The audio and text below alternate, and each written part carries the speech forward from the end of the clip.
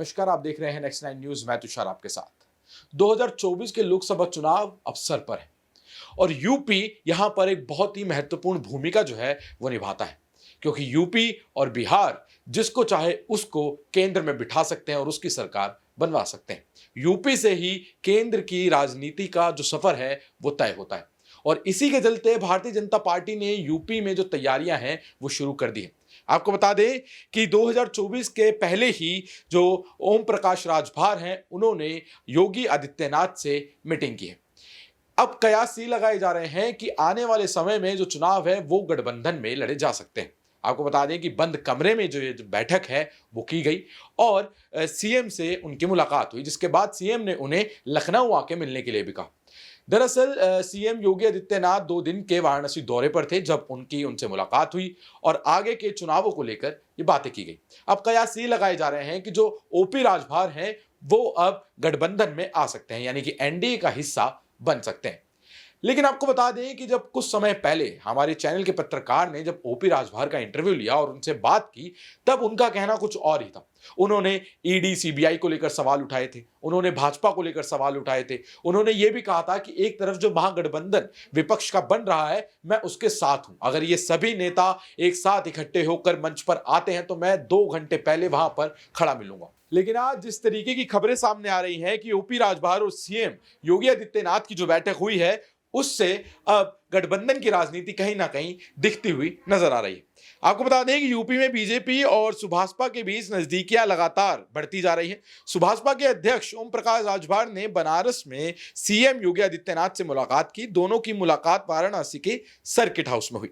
इतना ही नहीं, दोनों के बीच करीब आधे घंटे से ज्यादा बातचीत हुई। इस दौरान सीएम योगी ने ओम प्रकाश राजभर को लखनऊ में मुलाकात करने के लिए भी कहा। आपको बता दें कि कुछ समय पहले ओम प्रकाश राजभर की बेटी की शादी हुई थी, जिसको लेकर भी सीएम ने जो है उन्हें बधाई दी।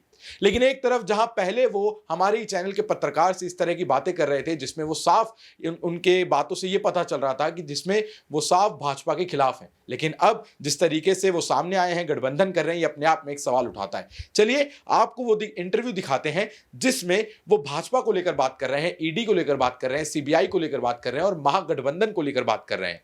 देखिए। तो सब केंद्र में विपक्षी एकता की बात कर रहे हैं नीतीश कुमार। यूपी में आने वाले भविष्य में हम देखेंगे कि एसबीएसपी के राष्ट्रीय अध्यक्ष राजभर साहब विपक्षी एकता के सूत्रधार बनेंगे यूपी स्तर पर। देखिए, मैं बार बार आपके चैनल पे भी कह रहा हूँ, बार बार मैं कहता हूँ, जब भी बाइट मैं देता हूँ तब मैं बार बार यही कहता हूँ कि मायावती जी, अखिलेश जी, सोनिया जी, जयंत जी, चंद्रशेखर जी जिस दिन एक मंच पे आने के ऐलान करें 2 घंटा पहले हमको बता दें, उन लोगों से पहले उस मंच पे राजभर दिखेगा। मेरी मंशा है कि शोषित, वंचित, पीड़ित जो लोग हैं उनको हक मिले, जो उनका हिस्सा लूटा जा रहा है उस पर रोक लगे, जिसकी जितनी संख्या बढ़ी उसकी उतनी हिस्सेदारी। ये काम करने के लिए सभी विपक्ष के लोग जो प्रयास नीतीश जी कर रहे हैं बहुत अच्छा प्रयास है, उनके प्रयास की हम सराहना करते हैं।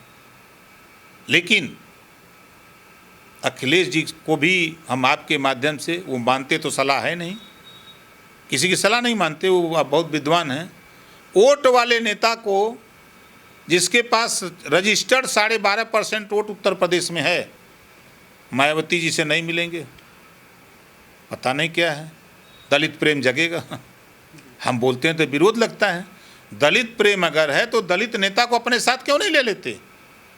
अगर अति पिछड़ा प्रेम है तो ओम प्रकाश राजभर को ले लो, बाबू सिंह कुशवाहा को ले लो, बाबूराम पाल को ले लो, प्रेमचंद प्रजापति को ले लो।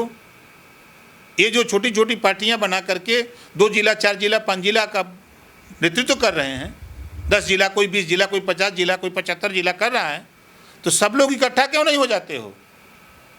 हमारे हिसाब से पिछड़े, दलित, अल्पसंख्यक, वंचित, शोषित के 2 दुश्मन बड़े, मायावती जी और अखिलेश जी, यही दोनों नहीं चाहते हैं कि समाज का एक हो। ये दोनों ईडी सीबीआई से डराते हुए सर, अखिलेश जी भी ईडी सीबीआई से डराते हुए, मायावती जी भी। आपको नहीं लगता? हमको कौन डर है? हमारे यहाँ तो जांच कैले, हम तो जांच लगा लें। बाबा साहब डॉक्टर अम्बेडकर जी संविधान में दिले में नार्को टेस्ट ने, हम तो कभी पहले हमारा करा लें। हमारा नार्को टेस्ट कराओ कि हमारे पास कितना माल है, उसके बाद तो लगाओ नंबर। जितने भी एक सीएम हैं, एक सीएम जितने हैं, जितने एमपी हैं, जितने भी IAS और IPS हैं लगा दो उनको नार्को टेस्ट में, दूध का दूध पानी का पानी हो जाए, हम तो तैयार हैं। लेकिन विपक्ष ये भी बोलता है साहब कि अखिलेश जी का भी कथन है और कई विपक्षी पार्टियों का कथन है कि राजभर साहब को इसलिए परेशान नहीं किया जाता कि वो थोड़ी थोड़ी दिन में योगी जी या कि उनके किसी मंत्री से बातचीत करते रहते हैं। अच्छा, ये नहीं, अगर शायद अखिलेश जी आमने सामने होते डिबेट पर, मैं मिनिस्टर था, अपनी गाड़ी खुद ड्राइविंग करके मैं किसी को नहीं, ना सिक्योरिटी ना कोई अपना सहयोगी, अकेले मैं उनसे लखनऊ में अपने आवास से अंसल में वो रहते थे, मैं खुद जाता था मिलने। अखिलेश जी खुद कहते थे कि यार जान जाएंगे तो आपको मंत्री पद से हटा देंगे। हम कहे हमको उसकी चिंता नहीं, हम आपके यहाँ आए हैं इस नाते आए हैं कि आप पूर्व मुख्यमंत्री हैं, पिछड़े समाज के बड़े नेता हैं, इस नाते हम आपसे मिलते हैं कि आने वाले दिनों में हम एक गोलबंदी चाहते हैं। अगर ये बात भेंट हो, अखिलेश जी से पूछिएगा, अगर इस बात को हमारे सामने पूछ लीजिएगा कि ओम प्रकाश राजभर गलत कह रहा है सही कह रहा है। मैं समाजवादी पार्टी के साथ गया, ईमानदारी से था, तब तक था आजमगढ़ बाई इलेक्शन तक था, खुलेआम 47, 48, 45 डिग्री टेम्परेचर में हम अपने 300 नेताओं को लेकर के डटा रहा। वहाँ तमाम चैनल अखबारों ने कहा कि शायद राजभर नहीं होते तो समाजवादी पार्टी लाखों वोट से हारती। ये तमाम वहाँ की रिपोर्ट आई। उसके बाद भी जब चुनाव आया राष्ट्रपति का, तो भाई हम तो पिछड़े दलित की रहनुमाई करते हैं। अब वो सिन्हा जी को ले आए, तब भी हम कहे चलो साथ में।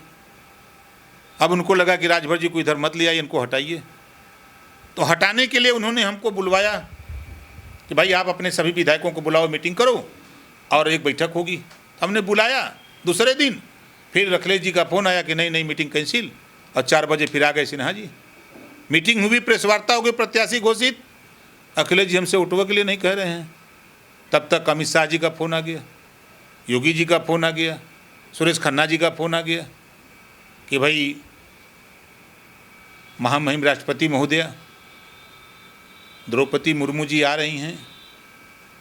उस समय लोगों ने कहा कि प्रत्याशी आ रही हैं, आपसे मिलना चाहती हैं। मैं चला गया। जब इधर ज़रूरतें नहीं है, उधर ज़रूरत है तो वोट दे दिया।